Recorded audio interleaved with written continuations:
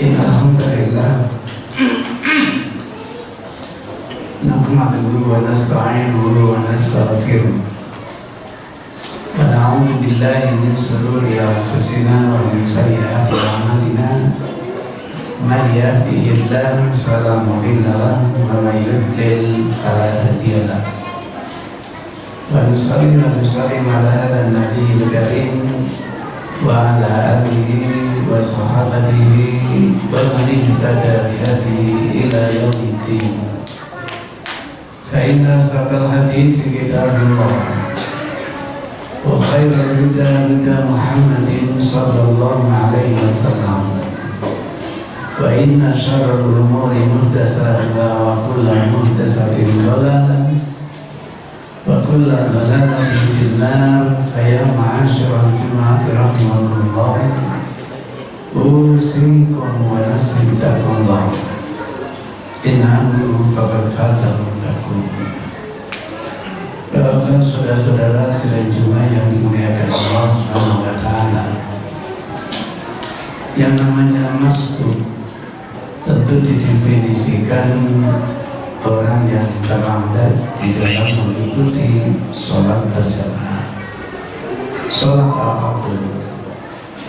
Di dalam sholat zuhur atau asar bisa saja masbuk hanya dapat 3 rakaat, mungkin hanya dapat 2 rakaat, mungkin hanya dapat 1 rakaat, bahkan mungkin hanya dapat tasyahud bersama imam.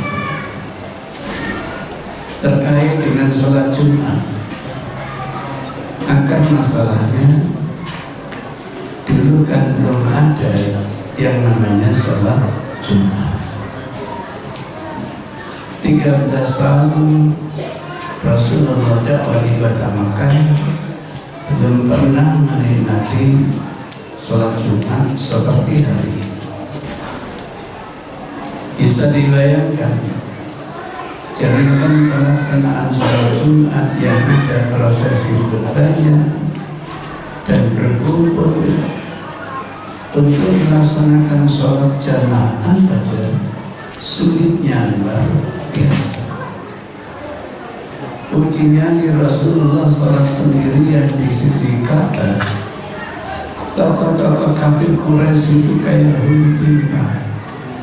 Siapa yang berani meletakkan kotoran unta, ulinya unta di pundak Muhammad ketika dia nanti sujud?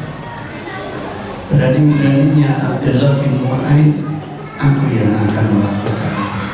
Dan benar, begitu Rasulullah sujud, kotoran unta ini diletakkan di pundak Rasulullah Sallallahu Alaihi Wasallam.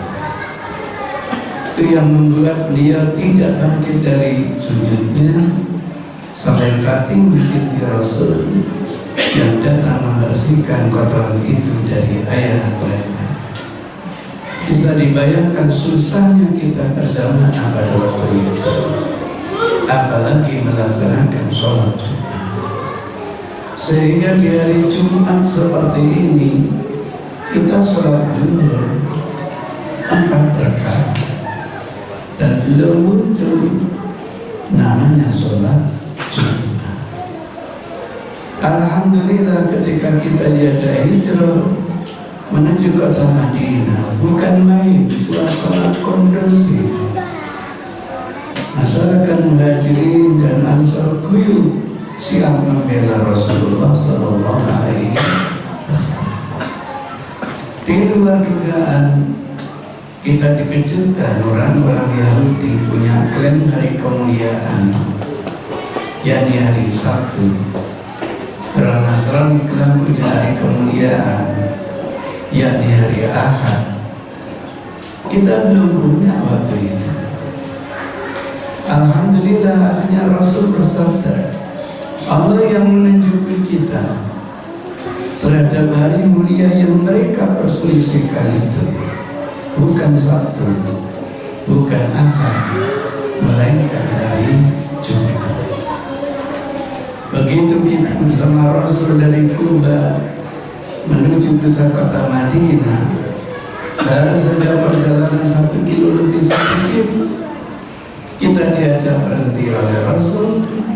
kita bangun masjid bersama Rasul, dan inilah babak pertama kali kita disyariatkan untuk melaksanakan sholat Jumat. Sehingga sholat Jumat walaupun singkat pendek turunnya bukan di kota Makkah, melainkan di kota Madinah. Dan di tempat inilah babak pertama kali umat Islam menikmati sholat Jumat, sehingga sampai detik ini masjid itu dinamakan Masjid Jumat.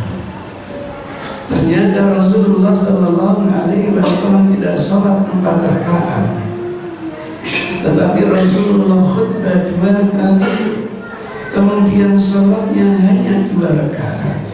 Muncul spekulasi ulama, oh kalau begitu asalnya sholat Jumat itu 4 rakaat, yang 2 rakaat diganti dengan khutbah,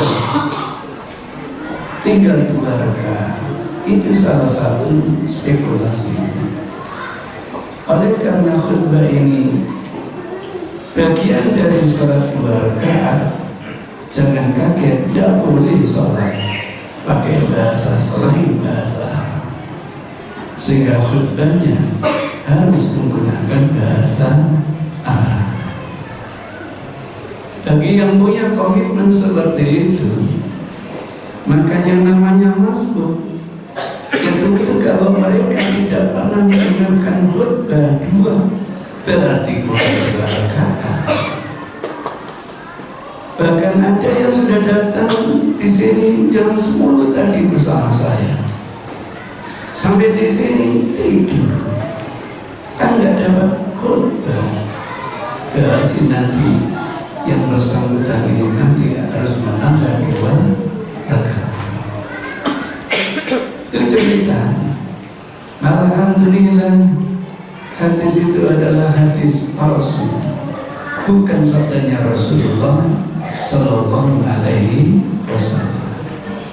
Andaikan itu betul-betul sabdanya Rasulullah, siapapun yang hadir di sini hanya mendengarkan 1 khutbah, semestinya Jumatnya 3 kali 3 rakaat, bukan hanya 2 rakaat. Dan bagi teman-teman yang baru datang, entah itu pada rakaat yang pertama, berarti dia harus menambah nanti sampai 4 rakaat. Dan bagi mereka yang masuk sampai 2 rakaat hanya dapat tasyahud, mereka mestinya menambah 4 rakaat. Tidak. Ternyata hadis itu bukan dari Rasulullah Sallallahu Alaihi Wasallam. Hal inilah yang dipertegas oleh Rasulullah Sallallahu Alaihi Wasallam. Man adraka raka'atan minal jumu'ati faqad adraka as-shalah. Jadi teman-teman yang masbuk ketika mengikuti sholat Jumat, kalau sudah mendapatkan 1 rakaat, berarti dia telah mendapatkan rakaat Jumat. Falyutimmal baqi, tinggal menambah 1 rakaat. Demikian pula yang masbuk sampai 2 rakaat hanya mendapatkan tasyahud bersama imam, maka dia cukup menambah 2 rakaat, bukan lagi menambah 4 rakaat. Maka ungkapan Rasulullah Sallallahu Alaihi Wasallam yang diriwayatkan oleh Abu Hurairah, "Idza kunta li sahibika yaumal jumu'ah wal imamu yakhthubu faqad lagha." Apabila ada di antara kita sekedar mengingatkan temannya, "Hei, diam, bos, diam," saat khatib sedang berkhutbah, maka Jumatnya sia-sia. Apalagi yang ribut, yang mengingatkan saja sia-sia, apalagi yang mengadakan keributan. Maka ulama sepakat memaknai lafaz itu berarti gagal mendapatkan fadilah sholat Jumat, dia hanya mendapatkan pahala sholat Jumat. Dia mestinya mendapatkan pahala yang luar biasa berhari raya bersama umat, tapi karena hal-hal yang membatalkan dia gagal menikmati fadilah sholat Jumatnya, dia hanya mendapatkan sholat dunia. Aku melihat wa astaghfirullah li wa lakum fastaghfiruhu innahu huwal ghafurur rahim. Innal hamdalillah nahmaduhu wa nasta'inuhu wa nastaghfiruh wa na'udzu billahi min shururi anfusina wa min sayyiati a'malina. May yahdihillahu fala mudilla lahu wa may yudlil fala hadiya lahu. Amma ba'du, tinggal permasalahan kapan masjid ini mendapatkan rakaat bersama imam. Pendapat yang mengatakan pokok kalau tidak mendapatkan Al-Fatihah dia tidak mendapatkan hitungan sholat, perlu dipertanyakan kembali. Karena hadis itu bukan dimaknai bukan hanya mendapatkan rakaat itu, tapi batal seluruh sholat.